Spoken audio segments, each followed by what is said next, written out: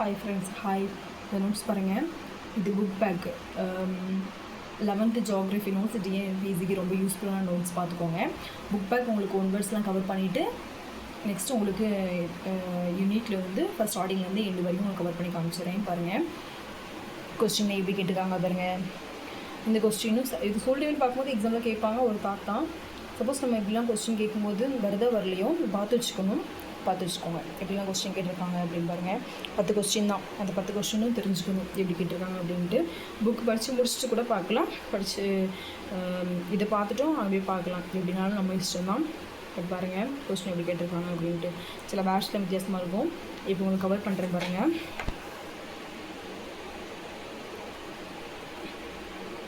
இது ஸ்டார்டிங்லேருந்து உங்களுக்கு நான் கவர் பண்ணுறேன், பார்த்துக்கோங்க. படிக்க இன்ட்ரெஸ்ட்டாக தான் இருக்குது. அந்த ஹேண்ட் ரைட்டிங் வர, அந்த எழுத்து வர எப்படி இருக்கா, சூப்பராக. அந்த புக்குமே க்ரீன் கலரில் இருக்கிறதுனால படிக்க ரொம்ப இன்ட்ரெஸ்டிங்காக தான் இருக்குது. ஷார்ட் டைம் இருக்கிறனால நம்ம வந்து 1 டைம் படித்தா மட்டும் பத்தாது, டக்குன்னு நிறைய கவர் பண்ணணும். பாருங்கள், இதில் வந்து பர்சன்டேஜ்லாம் மார்க் பண்ணி போட்டிருக்காங்க. அதான் ரொம்ப நம்ம மார்க் பண்ணி ரொம்ப இம்பார்ட்டண்ட்டாக நுணுக்க படிக்கணும். எப்படி கேட்பாங்கன்னு சொல்ல முடியாது. நிறைய பர்சன்டேஜ் தான் கொடுத்துருப்பாங்க, பார்த்துக்கோங்க.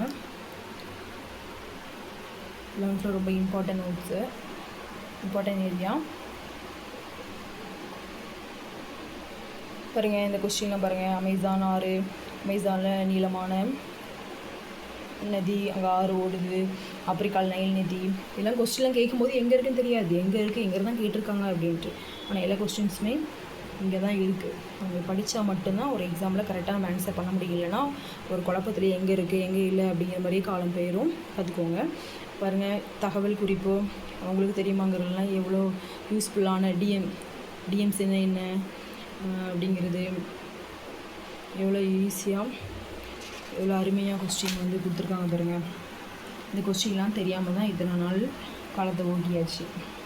இனிமே ரீட் பண்ணி தெரிஞ்சு வச்சுக்கணும். இங்கெல்லாம் கொஸ்டின்ஸ் இருக்குது, இப்படிலாம் இருக்குது அப்படின்னு. சிலவங்க வந்து குரூப் எக்ஸாம் எழுதுறவங்க வந்து ஒவ்வொரு மேஜரில் படிச்சிருப்பாங்க.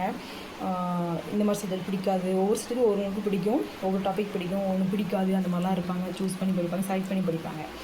பட் வந்து இதில் கொஞ்சம் இன்ட்ரெஸ்ட்டு ரீட் பண்ணி நம்ம வந்து ஜிகே மாதிரி நம்ம நாலேஜ் வந்து கேதர் பண்ணுற மாதிரி நம்ம தெரிஞ்சு நல்லா புரிஞ்சு, இப்படிலாம் இருக்குன்னு, இப்படி தான் உருவாகுதா, சதுப்பு நிலம்னா இது தானா, நிலத்தடி நீர்னா இப்படி தானா அப்படிங்கிற மாதிரி போயிடும். பாருங்கள், நல்லா படத்தோடு அழகாக சூப்பராக கொடுத்துருக்காங்க. எப்படி சயின்ஸில் கொடுப்பாங்க அதே மாதிரி கொடுத்துருக்காங்க பாருங்கள். இதெல்லாம் பார்க்கும்போது ரொம்ப இன்ட்ரெஸ்ட்டாக இருக்குது. நம்ம இதெல்லாம் பார்க்கும்போது ஒவ்வொரு நீர் ஊடுருவலாம் பாருங்கள். எதனால் ஒவ்வொரு நீர் ஊடுருவல் ஆகுது, ஏன் அப்படி சொல்கிறோம் அப்படிங்கிறதுலாம் எவ்வளோ அழகாக கொடுத்துருக்காங்க பாருங்கள். இதெல்லாம் பார்க்க அது க்ரீன் கலரில் தான் ரொம்ப அட்ராக்ஷன், சூப்பராக கொடுத்துருக்காங்க.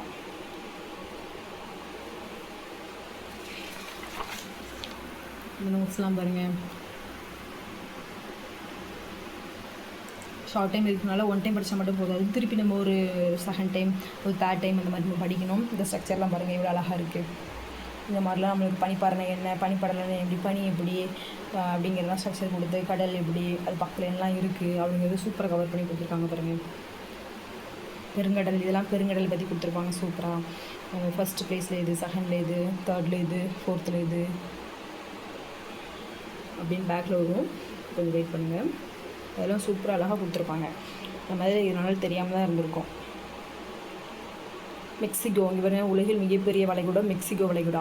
இந்த கொஸ்டின்லாம் எங்கே இருக்குது, மெக்சிகோ படிச்சிருக்கோம், ஆனால் எங்கே இருக்குது, 11th தான் இருக்குது, வேறு எங்கேயும் இல்லை.